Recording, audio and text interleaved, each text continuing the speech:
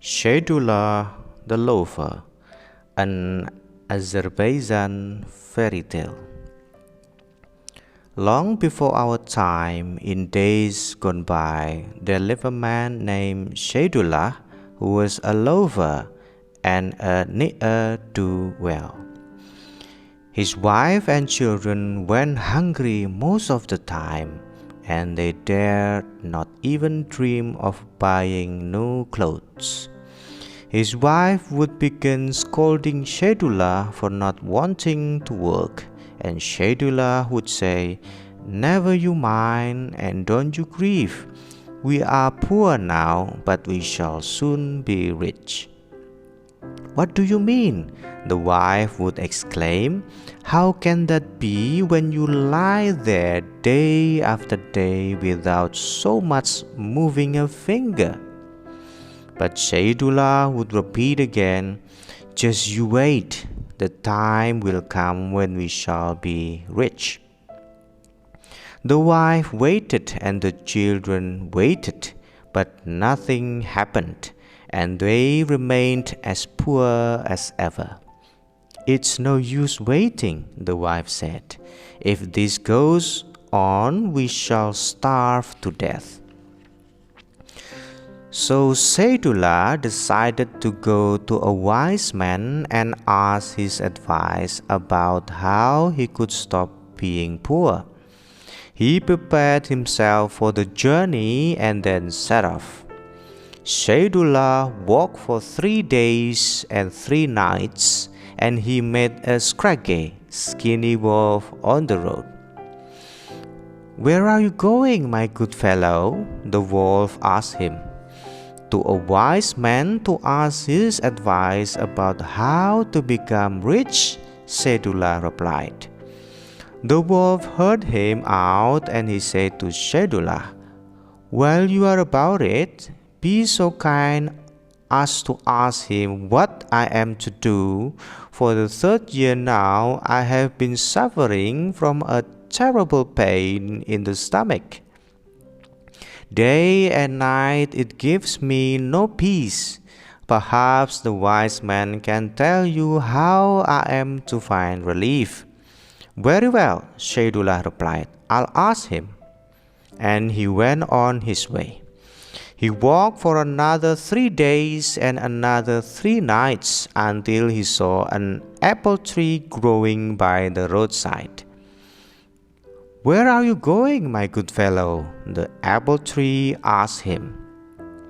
"To a wise man to ask his advice about how to live well without having to work." "Be so kind as to ask the wise man to tell me what to do too," said the apple tree. "I bloom every spring, but as soon as my flowers are in blossom, they shrivel and fall off, and I never bear any fruit. Ask the wise man why this is so." "Very well, I'll ask him," Sheidullah replied, and he went on again. He continued on his way for another 3 days and another 3 nights until he came to a deep lake.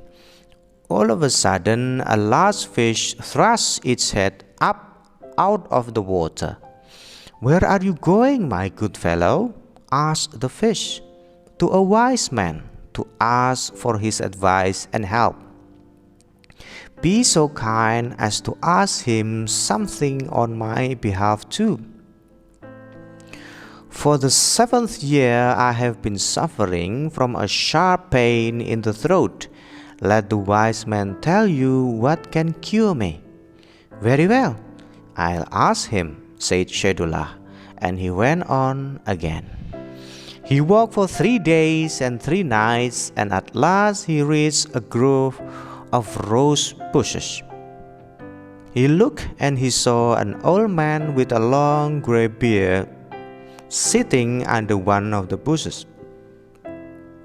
Said the old man when he saw Sheidullah, "What do you want, Sheidullah?" Sheidullah started back in surprise. "How do you know my name?" asked he. "But perhaps you are the wise man I am on my way to see." "Yes, I am," the old man replied. "Tell me quickly what is you want of me." Sheidullah told him why he had come and what he wanted. "Have you nothing else you want to ask of me?" said the wise man. "That I have," Sheidullah replied. And he told the wise man what the wolf, the apple tree, and the fish had asked him. Said the wise man, "A large gem has stuck in the throat of the fish.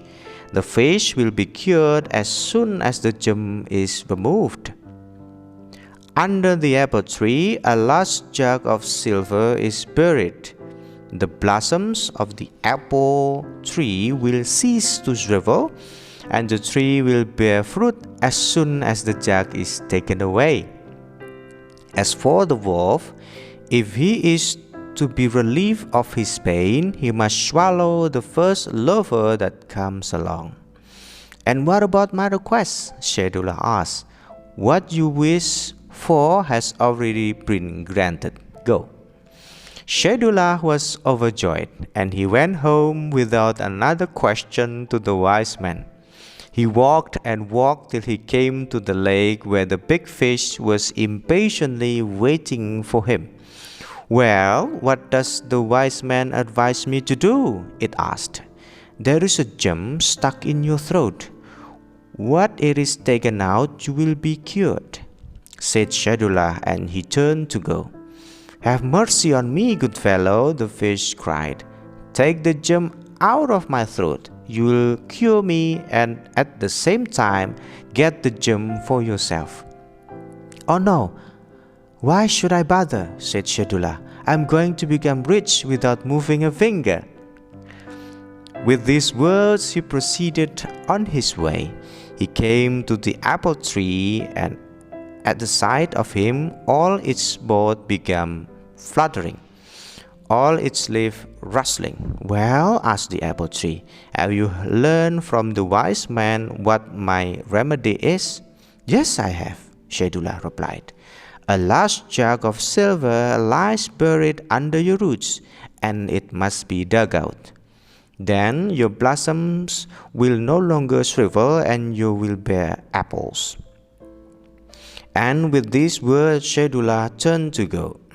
Said the apple tree in pleading tones, "Please, Sheidullah, dig up and the jug of silver from under my roots. You will be helping yourself too, for you will get the silver." "Oh no, I can't be bothered. The wise man told me I would have everything anyway," Sheidullah replied and went on. He walked and he walked till he met a scraggy wolf, who, seeing Sheidullah, began trembling with impatience. "Well," asked he, "what advice does the wise man have for me? Don't keep me in suspense. Tell me quickly." "You must eat up the first loafers that comes along. That will make you well at once," said Sheidullah. The wolf thanked Sheidullah and began asking him about all he had seen and heard on the way. Sheidullah told the wolf of his meetings with the fish and the apple tree and of what they had asked of him. "But I did not bother with them," he said, "for I will be rich anyway." The wolf listened and was overjoyed. "I need not search for a loafer," thought he to himself, "for he has come to me himself. There is no one in the world more stupid and lazy than Sheidullah." And pouncing upon Sheidullah, he swallowed him whole on the spot. And that was the end of Sheidullah the Loafer. 3 apples have fallen from the sky. One is for the teller of the tale, another for the listener, and the third for all the rest.